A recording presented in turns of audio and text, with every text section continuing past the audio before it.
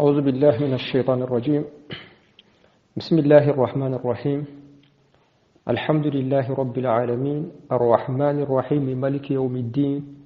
إياك نعبد وإياك نستعين. اهدنا الصراط المستقيم صراط الذين أنعمت عليهم غير المغضوب عليهم ولا الضالين. اللهم صل على سيدنا محمد الفاتح لما أغلق والخاتم لما سبق ناصر الحق بالحق والهادي إلى صراطك المستقيم وعلى آله حق قدره ومقداره العظيم.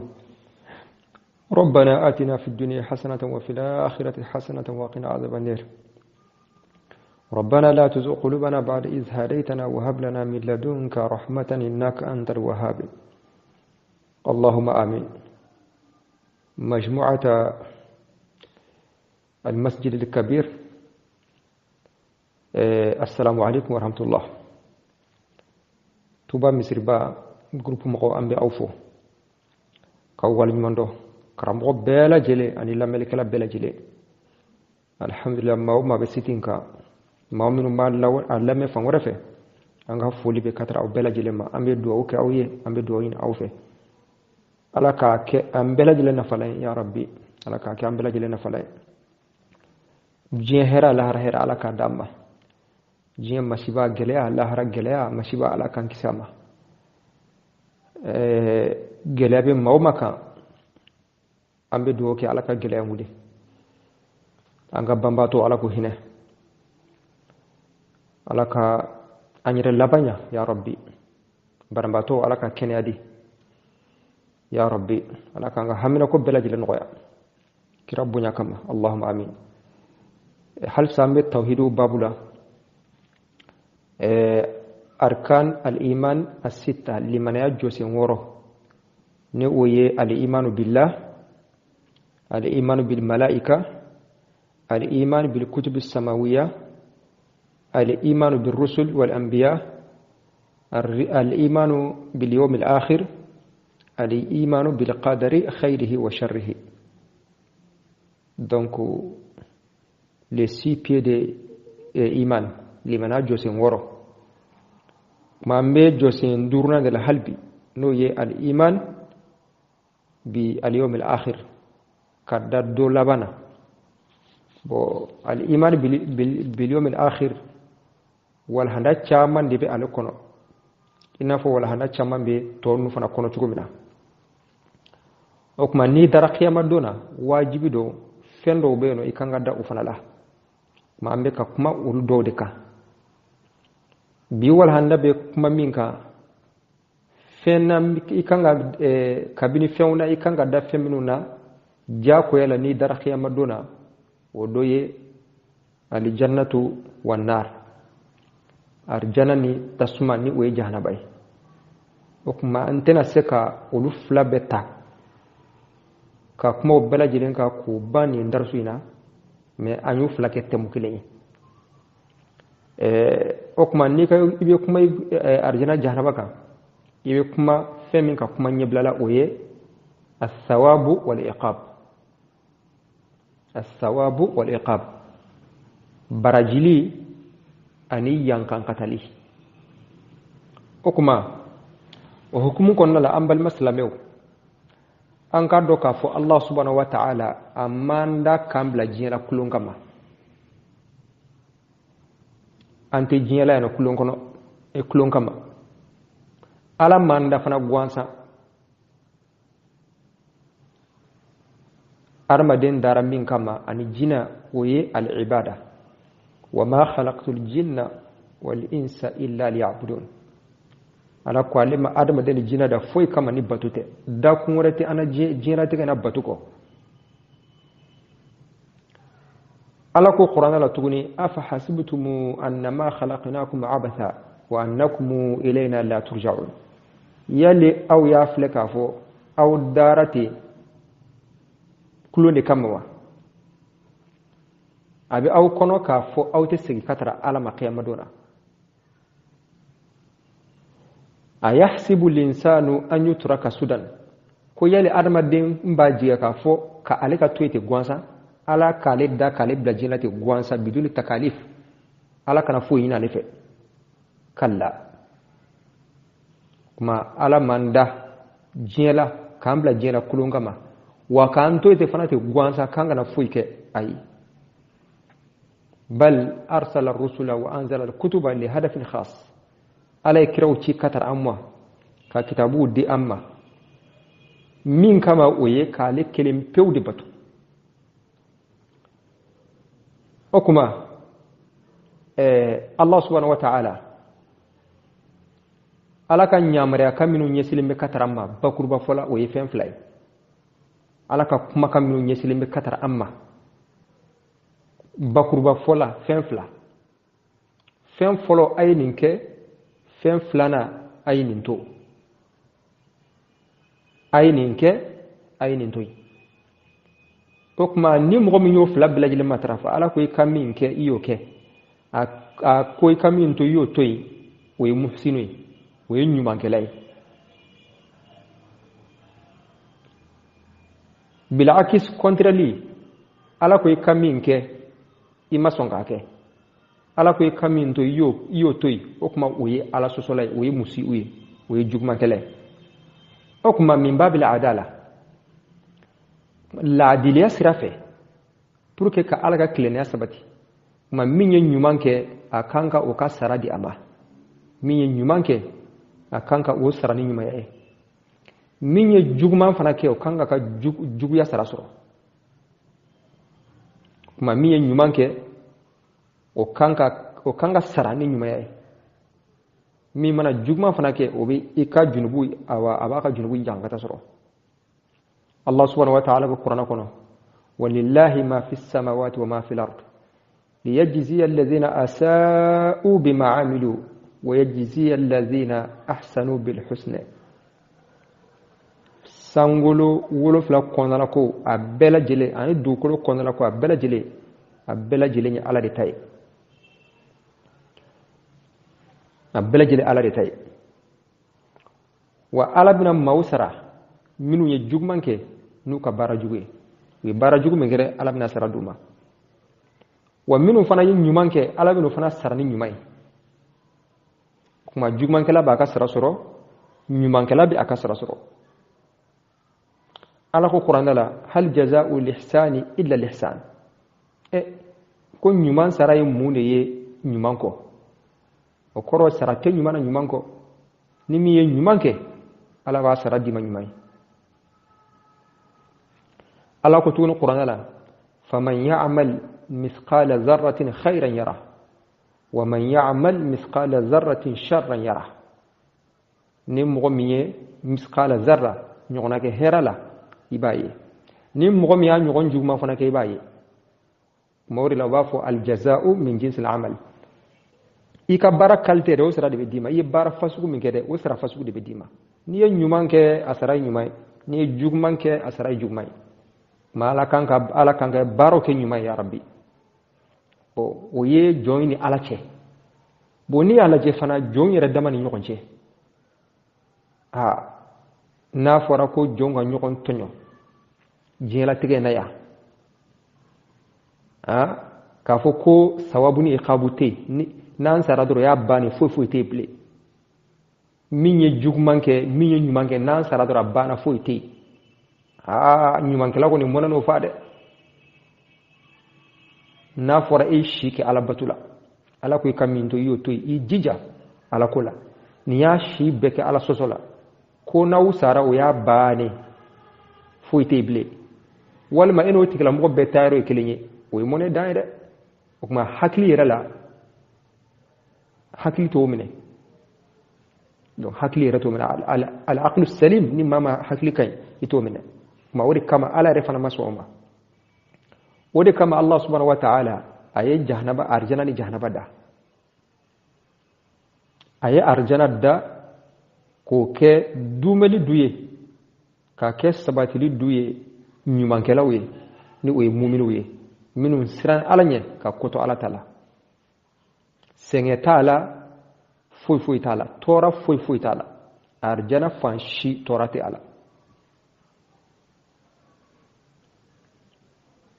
ala ko kuranɛ kɔnɔ inna ashabal jannati al-yawma في شغل فاكهون هم وأزواجهم في ظلال على الأرائك متكئون لهم فيها فاكهة ولهم ما يدعون سلام قولا من رب الرحيم أرجنا دونكو ولكوني وبنما درون الله ويراو نفر مسو سمالا وباللينيا مو سانفي وبو دادا تشوكو من كدويه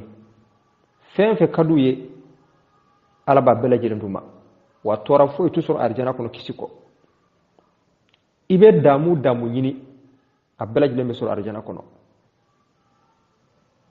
ala kangar si arjana la allahumma amin wode kama fana ala itasumada no jahana bay ka ke dumeli duye ka ke yankan kata duye yankan kata mini barabara runate kotige maye mamin sara kafiriyaka maye mamin sara kafiriyaka فما كان ربك ليظلمهم ولكن كانوا أنفسهم يظلمون واني على ما ميدو جهنم على مين تنيو على ما بغي ما إيرا دي إيرا تنيو وكما الله سبحانه وتعالى أم بيدلي إكان نيما يكما إكان بلا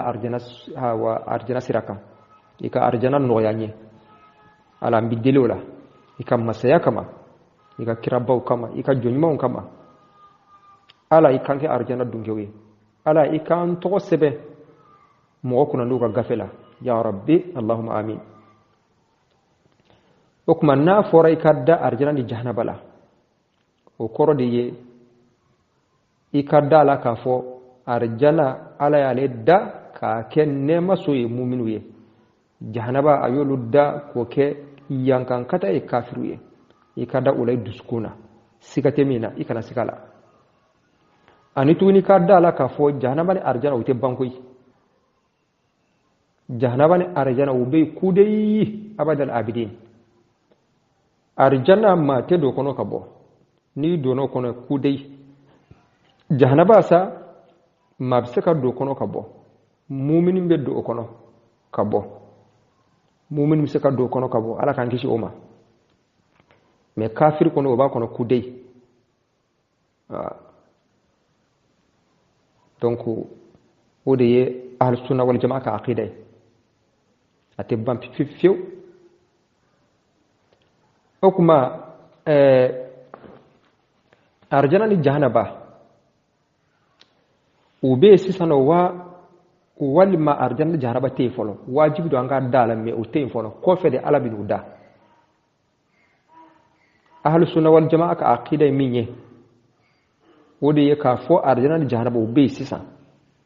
ube ka fo ute folo ko fede ala binu da la arjana bi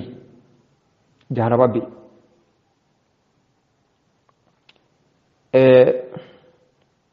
do yaira ka fo ko jahannaba te folo arjana te folo ko la haraddo de la ala bina jahannaba awa jahannaba ni arjana construit ko bina construire qiyamah don la kute folo hada batilun fikratun batila o te sawabay arjana be jahannaba be wodda o prevu be qur'an la o prevu be ala kiraka kuma kauna sallallahu alaihi wasallam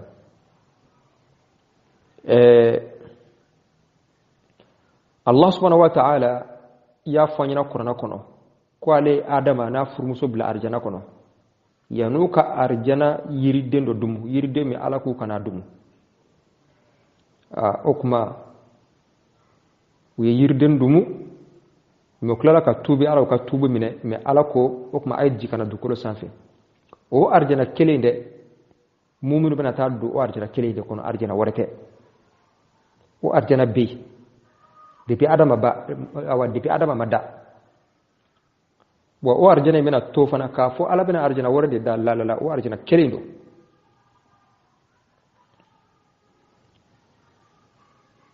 komi tuguni aywa qur'ana ya fanyina ka fo kafiru be yankan kata ni jahannam tasmay yani qiyamah donje tuguni alakira sallallahu alaihi wasallam alakira ya fo aka kuma kan kono inafo muslimu ya mafla annahu sallallahu alaihi wasallam ra'al jannata wan nara laylatal isra muslimu ya mafla bukhari fana ya mafla bukhari yani hadisa mafla في كتاب الصلاة سير كتابنا مسلم يا مفلا في كتاب الإيمان أثبت لنا أكما حديثة متفق عليه على كرا سنة يلن شو على كرا ترى أرجانا فيزيتي أترى جهنم فيزيتي أي فين شامن يوفلالا ناي مني نويا كمان غابي جبريل ينكا جبريل بو نفانينا نيجون بلاسي aywa jahannama kono arjana ko don kanga nema cugumina ala ya aywa asura ira ala kirala jahannama kono don be yankan kata cugumina ala ya sura ira ala kirala sallallahu alaihi wasallam okuma wasabat leno ala kira ko tuni sallallahu alaihi wasallam italatu fil jannati fara'aytu akthar ahliha al fuqara والطلعت في النار فرأيت أكثر أهلها النساء ألا كراكو سنة يلنا تغني علي تارا أرجانا لجي أيا سور أرجانا دونجي فانشاما فانتاوندي وكرا وارتبو بيدي مي أرجانا دونجي فانشاما وي فانتاوندي وسابوي جمعي باسكو واري بسكا مقومين ببولولا أمانجا واري بمامين شروع wode ka canga teme abe mo min kisi wari be mo kisi wari be mo do arjana kono sigati ala Usman ibn Affan nunu ne Abubakar Siddiq nunu wari e place min di uluma kerenya Usman ibn Affan Abu Rahman ibn Auf nunu na folo tiga place min fasmandiya min di uluma aywa o doglente mais o nyogonaw de manja kan nafolo do ala ko dafe nafolo kadi ni kase degre mima wa tuhibuna al mala hubban jaban ala nafolo kanun do adama dembera jilu sukuna nafolo kadi be ningo ka do sukuna be famu note mado be nafolo bolu tege de la to sukuna ala de bolu sukuna mais nago nafolo kanu be sukuna be famu nafolo kadi be mais munde kama ibse ka nafolo kadi ka di alama naso ala kanu ga giridu sukuna kateme nafolo ka wori kama ala kirako sallallahu alaihi wasallam ko as-sadaqatu burhanun ala kirako ko sadaqa ye prévu do munga prévu do ka yira ka fo ala kanu ba tigila mo sukuna kateme nafolo ka wa kuma ila hino yere ala kirako as-sadaqatu burhanun mo min be sadaqa bo ka fantaw deme ka desebato deme ko burhanun ko prévu do munga ka yira ka fo atigira mo ala kanu ba dusukuna kateme nafolo ka note nafolo kanu ga giri mo dusukuna kateme ala ka seka nafolo do ala ko dafe itise donc ambe Allah subhanahu wa ta'ala diri ala kambe sabama o kuma ni ala kira ko ale tar arjana laje arjana fanchama ko fantawndiro parce que lu pourgo to kadi chokol do la kateme wartugo ka parce que warni jugement amano mambe Allah subhanahu wa ta'ala de ala kambe sabama wa talatu fi nar ko tara tasmar fa laja ya suru tasmar dunge fanjama musoi o koni ne hakilla koni ni mamiye hari waqi'u laje ni mami jiye taburo laje jiye cheni be jiye labbi aywa ambala ko haketo uni roman do ala de uni roman do ala kuma muttafaqun alayh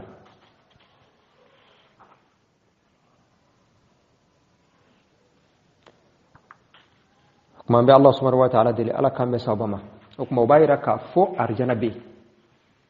bayra ka fo arjana be jahanaba be ka fo kala be nudda aywa kofere o te sawabay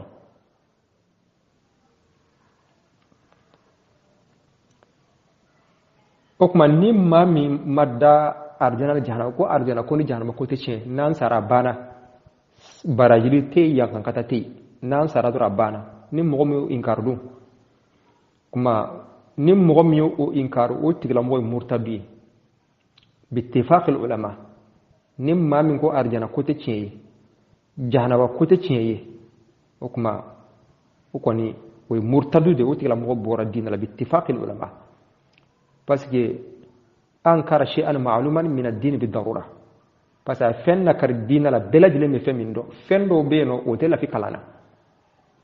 o doni o te la fi kalana beladile mo do misali la ka fo meleke be aywa jahanaba be arjana be misali la ona nyono har ni ma kala ibulu do ni mam yo do na kar do ka uzurte mine mambe Allah subhanahu wa ta'ala dili ala kambe sabama Allahumma amin okuma amena kuma al'an na'imul janna arjana nema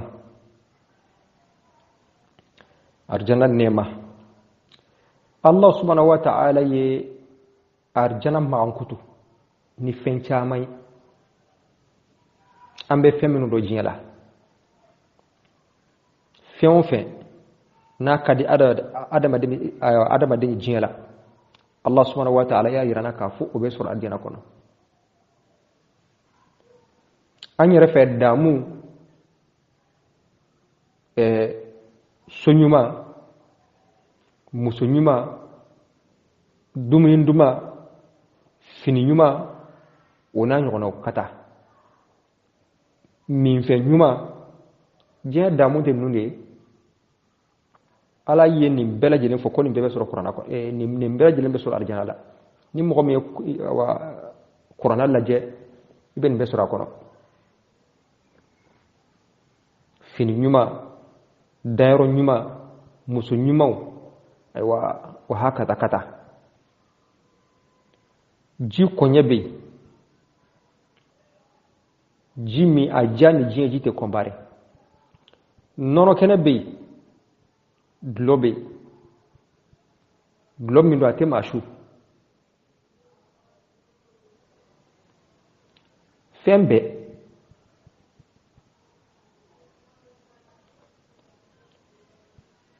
n'an ko k'an ka arijana maankutu i n'a fɔ kuran y'a fɔ cogo min na a walhana bɛ fɛɛrɛ kojugu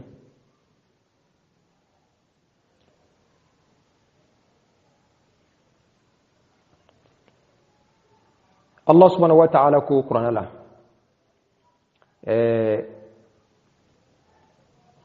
suratul ghashiya wujuhun yawma'idhin na'ima لسعيها راضية في جنة عالية لا تسمع فيها لاغية دو ياكل لا تسمع فيها لاغية فيها عين جارية فيها سرر مرفوعة وأكواب موضوعة ونمارق مصفوفة وزرابي مبثوثة جيالانو إيمانا سنمان لا akadi akake chugo binare ala file kolu de foyano ni sojo akadi kake etaji nyanama ka fota e baw bla kono daka bana fota e ko bla kono ka tapi nyanama o fense ibe kungoro de non bla wala fota e nun kono duminin tabali be sigi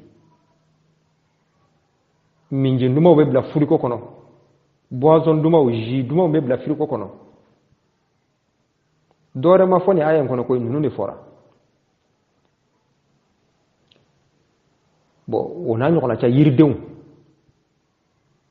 yo yirdo bla furiko kono fomu ni na masaw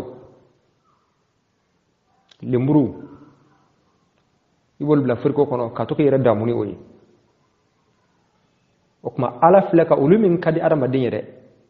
ni te nyuma wore do ko ala ya arjana duma fana misala ni ode kama anko Allah subhanahu wa ta'ala be arjana damu mfo anyana ni fenyambe min do noto te kombari nyoda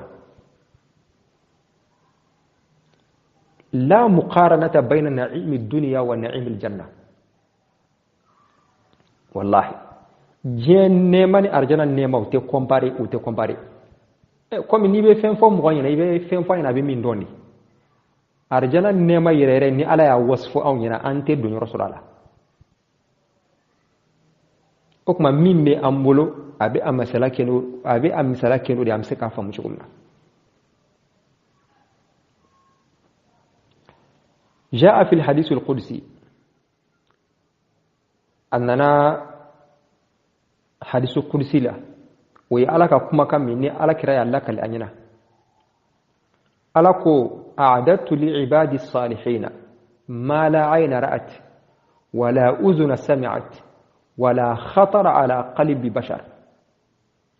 فاقرؤوا إن شئتم قوله تعالى فلا تعلم نفس ما أخفي لهم من قرة أعين جزاء بما كانوا يعملون سورة سجدة ala kira ko ala ko subhanahu wa ta'ala ko ne fendo labbe arjana kono nga jonyuma wiye nyema deli ka mi nywanye pluma deli ka nywame am akutume wa ko har mama deli ka mirala ko mama deli ka mirala ka bi ala ka jienda wa fuka ta jinyuli mate mirala bi maana hakili reta soro kwa ko nayo mo minja nganu kuma mi ba centiya ala ka awa kuma kan do be korona kono o kala o yejumenye ko ninte fendo min dugura ye o ye min dugala aywa nyejela bi maana o ye fem min blanye khema dona no be ke sabuye kala nisoja donc ito be do kito jiela o ko ye mun nema modeli mam imma deli ka nywanye ibaro ko ni jiye nema chama ko ni yede jiye damu ko ni ibo bedo comme ko arjana nema do be imma deli ka nywanye imma deli ka nyu ko me wa hari imma deli ka mirala ma shite jiye la ko min deli ka hari mirala an nema faskula way mun nema isa ambe Allah subhanahu wa ta'ala deli ala ko nema di amma kuma arjana nema ala ba ma ankutu an bisa ka famu su kuma de o de kamba ba ma ankutu ni je nema ni note ka janyona kuma me Allah subhanahu wa ta'ala deli arjana hera ala kana anje ala arjana hera ala kana anje ala adama de ni dona arjana kono senge bana ibe nyina senge be ko lahara dona uni mami aya shibe ke jiela amatore aya shibe ke damuna kabi alaka dama bana fantanya minye aya shibe ke herala mi ala jonkunte kafri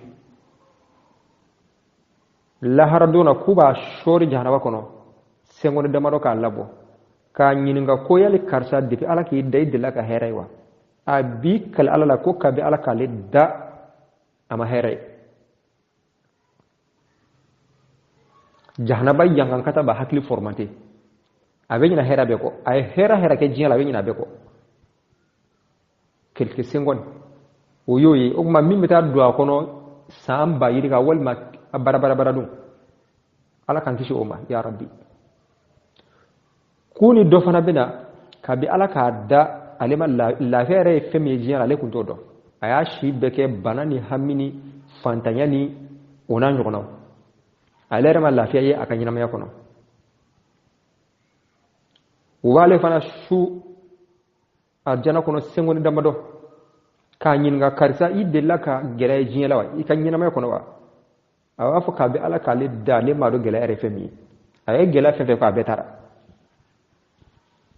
okuma mimbo kono kudeydu ala kanke arjana dunge ala kanke arjana kono dunge ala kanke si jahannama ma ya rabbi okuma mumini ina fanya fo arjana doni sabu way barni may mogo be do arjana kono